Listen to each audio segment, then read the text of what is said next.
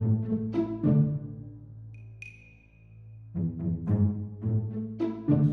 sahabat Ambacang, pasti udah nggak asing kan dengan yang namanya COVID-19 yang sekarang lagi hits banget? Dan pastinya udah pada tahu kan kalau sekarang pemerintah lagi gencar-gencarnya untuk menjalankan program vaksinasi COVID-19. Tapi sebenarnya apa sih manfaat yang didapat kalau kita melakukan vaksin? Jadi, dengan melakukan vaksinasi akan membuat kita kebal terhadap suatu penyakit. Orang yang divaksinasi memiliki kekebalan tanpa harus sakit terlebih dahulu. Nah, sedangkan orang yang tidak divaksin, dia harus sakit terlebih dahulu baru memiliki kekebalan. Selain itu, masih banyak manfaat lain kalau kita melakukan vaksin, yakni menurunkan risiko munculnya gejala yang tidak diinginkan. Lalu ada juga manfaat dari aspek sosial ekonomi, seperti membantu masyarakat lebih produktif, serta terbentuknya herd immunity, yaitu terbentuknya imunitas tubuh secara alamiah. Tapi kira-kira gimana sih konsep herd immunity itu? Jadi gini, kita bagi menjadi 3 kondisi. Pertama, ketika masyarakat di suatu daerah belum ada yang divaksin, tapi masih dalam kondisi sehat, kemudian terpapar dengan yang sakit, maka masyarakat yang awalnya sehat akan menjadi sakit, sehingga jumlah yang sakit akan bertambah. Lalu yang kedua, ketika hanya sebagian kecil masyarakat saja yang sudah divaksin, lalu terpapar dengan orang yang sakit, maka masyarakat yang akan tetap sehat hanya yang sudah divaksin saja. Dan yang ketiga, ketika sebagian besar masyarakat sudah divaksin, maka mereka dapat melindungi orang-orang yang belum divaksin agar tetap sehat. Konsep inilah yang disebut dengan herd immunity. Lalu, bagaimana cara kerja vaksin di tubuh kita?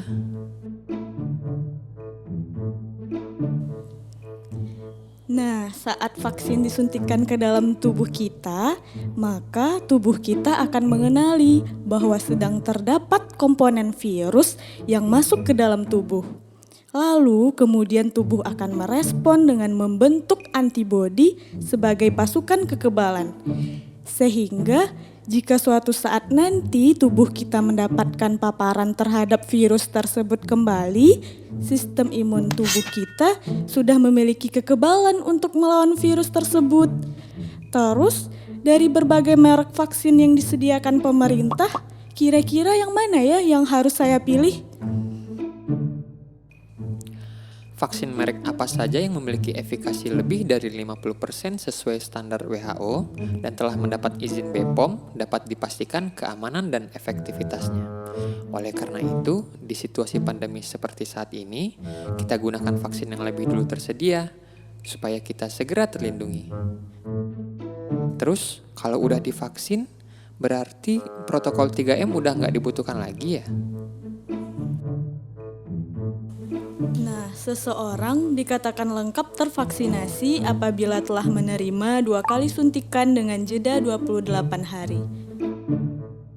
Namun, setelah divaksin pun masih dibutuhkan waktu agar kekebalannya timbul. Oleh sebab itu, seseorang yang telah divaksinasi tetap harus menerapkan 3M agar perlindungannya optimal. Lalu, jika sudah pernah terinfeksi COVID-19, apakah tetap perlu divaksin?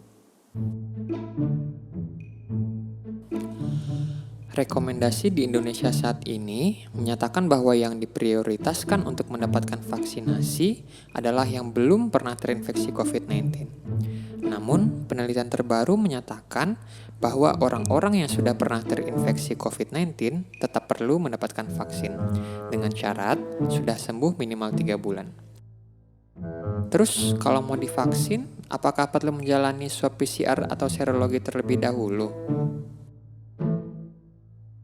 Untuk teman-teman yang hendak divaksinasi, tidak perlu melakukan tes swab PCR atau serologi terlebih dahulu. Terus, apakah ada kejadian ikutan pasca vaksin? Dan apakah itu wajar?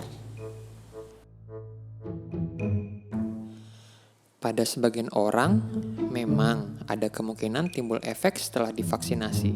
seperti nafsu makan yang meningkat, timbul efek mengantuk. Nah, jika muncul efek ini, maka disarankan untuk mencukupi asupan makanan, beristirahat cukup, dan menghindari berkendara. Tidak jarang juga timbul nyeri pada bagian yang disuntikan, maka dapat dilakukan kompres dengan air dingin. Jika demam, maka disarankan untuk banyak minum air putih dan makan obat penurun demam. Tapi jangan khawatir, karena ini semua adalah hal yang wajar dan merupakan salah satu tanda bahwa vaksinnya sedang bekerja, dan ini akan menghilang dalam beberapa hari. Dan yang paling perlu diingat bahwa manfaat yang didapat jauh lebih besar dibandingkan kipinya. Lalu, apakah semua orang dari berbagai usia dan kalangan bisa mendapatkan vaksin? Rekomendasi Kementerian Kesehatan yang terbaru menyatakan bahwa vaksin sudah bisa diberikan dari anak usia 12 tahun, ibu hamil, ibu menyusui, bahkan sampai ke lansia usia 60 tahun ke atas. Jadi, sudah tidak ada lagi alasan untuk tidak divaksin.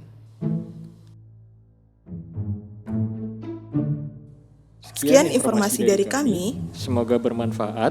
dan mari sama-sama kita sukseskan program vaksinasi COVID-19.